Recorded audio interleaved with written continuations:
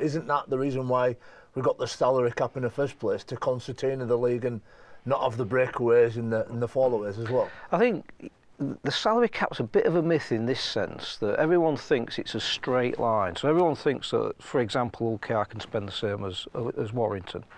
Well, legitimately, Warrington could spend, say, another £1 million because they could bring in 2 marquee players.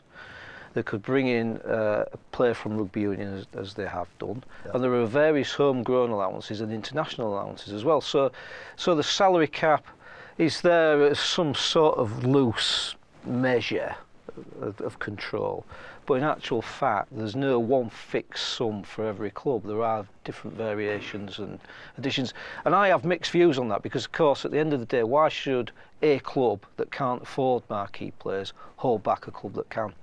You know, I've got quite mixed views. I've probably got quite a narrow-minded club-centric view, but then I've got a game-wide view. So if a club can afford to bring in a talent that complements the sport, or a club can afford to pay marquee money to a homegrown player that doesn't leave the sport or the country.